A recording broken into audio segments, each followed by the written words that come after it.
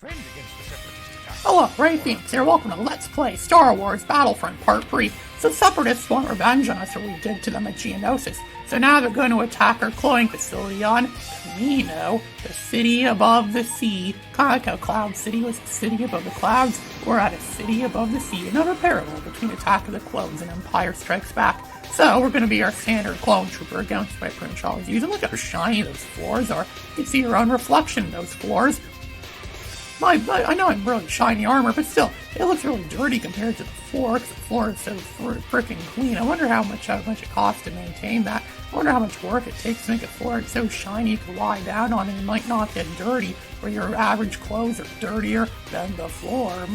So there's a lot of empty, neutral command posts here that we could pretty much on a rush to take these, kind of like in that Risk game I used to play on the Game Boy Advance, where it's like a quick rush to see which territories you could claim.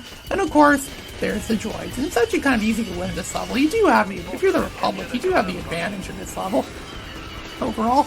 And it's really easy to shoot down the battle droids, as you can see, which is what I'm doing right now. And we have a much larger garrison in this level too, so this level's already pretty much a win. So you might as well just give up right now. They pretty much already lost. They're just not willing to admit it yet. So they've captured a few command posts, and there's still a few left. I think they're going to get more because they seem to be faster. Because there are people actually like capturing command posts, like my people that are done. It seems that the AI, the team that's going against you always seems to be stronger, seems to know better than anyone that plays the game. So yeah, I guess it kind of makes sense in that. They're all this. The computer always has the advantage over you. Kind of like in that Mario Kart. You look in Mario Kart 64, where the computer players are dirty, cheating scumbags. They always seem to get every weapon imaginable whenever.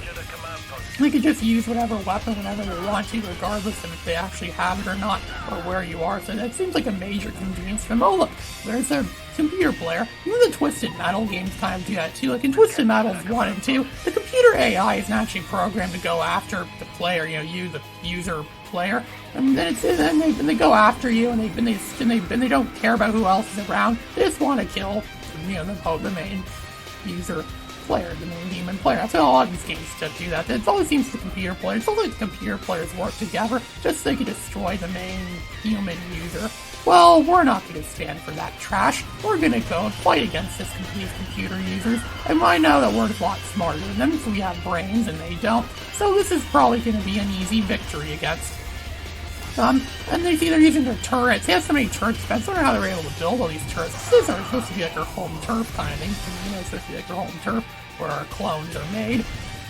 Because there's absolutely nothing suspicious about these clones. Right now they're going to win the Clone Wars flawlessly and maintain order and defeat the separatist threat that keeps taking taxation money from people. See, all this happened because of tax evasion. All this stuff happened because people didn't pay their taxes. We fought a whole epic saga of wars and battling in space. Could all have been rooted from just one thing: not paying your taxes. It still sounds like I'm encouraging people to not pay their taxes. They would go on a big adventure like this. If tax evasion were legal, I'd probably do it. But I don't. I'm not Willie Nelson. I don't evade my taxes. I know some people do, or some people find ways to get around them. And some people have like what's called economic immunity or something like that. That's kind of what Chris Chan has. He's been sued for debt so many times, and yet somehow he's still able to. He's not completely in the red. He's still able to maintain a house, and he's still able to buy a lot of toys and video games, a lot of other useless crap. He has way more crap than me. He has less money than. Well, I'm not going to say he has less than me. I know.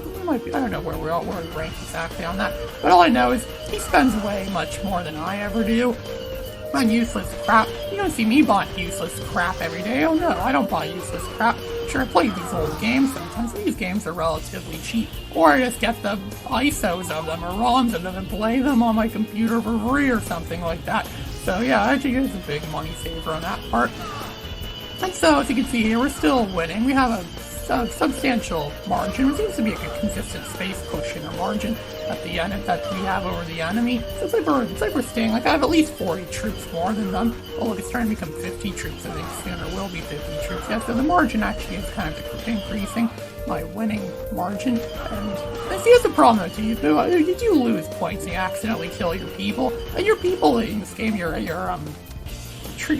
your fellow troops are actually kind of dumb. Sometimes they purposefully walk in front of you, and they purposefully like getting shot sometimes. I think they like doing that just to make you look bad, make you look like a traitor. Because you get labeled in this game for killing your own people. You get labeled as a traitor, even if it's just a mere accident. I bet a lot of people that fought in World War I would be labeled as traitors. And World War II, like that World War II soldier I heard of his mission was to be a turret gunner or something like that, and he gunned down Lancasters. So, and yeah, that's something he wasn't, that's something he wasn't, well, kind of sounded like he was proud of it, but the teacher said, oh no, don't tell the kids that. We don't want to know about what you actually did. Tell them the good stuff. Yeah, lying. That's what we're all good at doing, right? Lying to people. It's actually kind of good to lie sometimes. It's good to deceive people if it means you can earn something for your own benefit, right? Well, that's what it seems like most of the time.